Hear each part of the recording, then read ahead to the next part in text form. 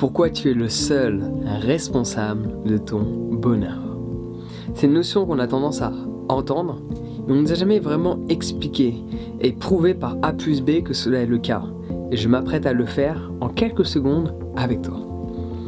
J'aimerais, s'il te plaît, que tu fermes les yeux, si tu le désires. Sinon, tu peux garder les yeux ouverts. Mais dans tous les cas, tout va bien se passer.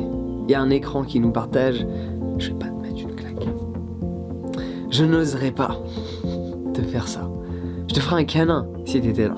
Je te mettrai pas une claque. Donc du coup, tu peux te détendre. Ferme les yeux. Et si tu es d'accord avec cette notion de « je crée le bonheur », juste fais en sorte de visualiser la dernière fois que tu as vécu un moment extraordinaire, que tu étais avec des amis, vous échangez, vous avez rigolé, c'était juste génial. Essaie de te souvenir de ce moment-là. Où étais-tu ? Qui était à tes côtés ? Et là, vous échangez et vous êtes partis même dans un fou rire. Tu te souviens de ce moment où vous n'avez pas arrêté de rigoler ? Tu te souviens à quel point tes amis t'ont fait rire ? Ouais. Tu peux ouvrir tes yeux et là, réalise que ce que tu visualisais n'était pas la vérité. Dans ton interprétation de l'image mentale que tu as activée, de ce souvenir qui est resté là-dedans, c'est que sont tes amis qui ont fait en sorte que tu rigoles. C'est quand ton ami s'est comporté ainsi. C'est quand ton ami a dit cela. Et que tu as trouvé ça drôle. Et d'ailleurs, justement, on l'exprime dans cette phrase. Tu as trouvé ça drôle. Ce n'est pas que ton ami est drôle. Ce n'est pas que ton ami t'a fait rire. Ce n'est pas que le moment était magique. C'était ton interprétation de ce que ton ami a dit. C'était ton interprétation de ce que tu as entendu. C'était ton interprétation de ce que ton ami a fait. C'était ton interprétation de la situation, du moment, qui a déterminé que tu as ri ou pas. Tu te souviens la dernière fois que tu as été vexé quand une personne t'a insulté, t'a critiqué, t'a jugé, t'a rabaissé ? Elle a dit quelque chose que peut-être tu considères comme étant vrai et tu as été vexé par les propos de cette personne. Mais en soi, le scénario est le même. Quand une personne t'a insulté et ça t'a vexé, c'est pas la faute de cette personne. C'est la faute de ton interprétation des propos de celle-ci qui font en sorte que tu te sens vexé. Si une personne m'insulte à l'heure actuelle, je me dis, pauvre d'elle-même. Je lui envoie de la compassion parce que je sais que ça va pas bien à l'intérieur d'elle-même, sinon elle n'exprimerait pas cela envers qui je suis. Et peut-être qu'il y a de la jalousie par rapport aux émotions extrêmement positives que j'expérimente dans mon quotidien, que celle-ci n'expérimente pas. Par ce fait, son ego fait en sorte de me rabaisser à son même niveau, à travers des propos négatifs qui cherchent à dévaloriser la valeur que je mets sur qui je suis. Mais généralement, une personne qui a tendance à dire « Ah, je crée mon bonheur », va aussi avoir tendance à dire « Ah, cette personne m'a fait du mal ». Personne ne te fait du mal, c'est ton interprétation qui te fait du mal.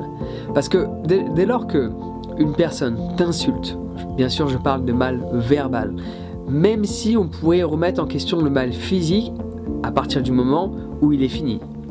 Parce que sur l'instant, c'est véridique, cette personne te fait du mal. Mais une fois que un jour passe, 2 jours passent, 3 jours, 1 semaine, et qu'une personne t'a fait du mal physiquement ou verbalement, la semaine dernière, et qu'aujourd'hui tu as mal, d'où provient ce mal ?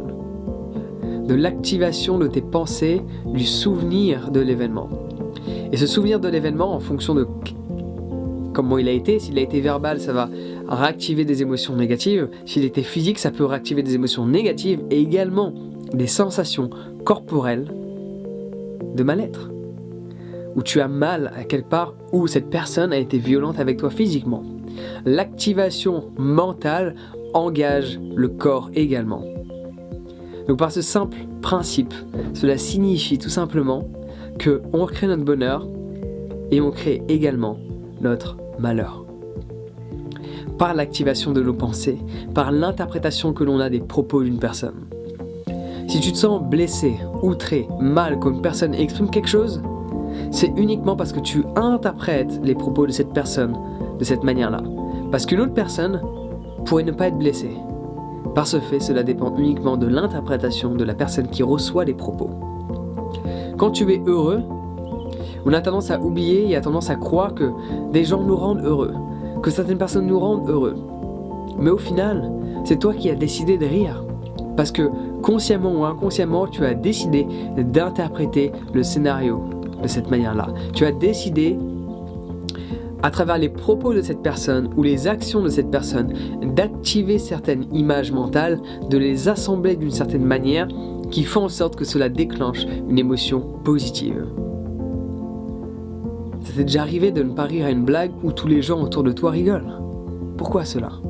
Parce que tu n'as pas voulu l'interpréter, ou que tu n'étais pas dans une émotion apte à recevoir les propos de cette personne pour l'interpréter. Tu étais déconnecté de l'interprétation que cette personne cherchait à te transmettre. Parce que forcément, quand tu prends l'exemple d'un comédien, il cherche à te transmettre une interprétation. C'est le rôle d'un comédien. L'unique rôle d'un comédien est de transmettre une interprétation.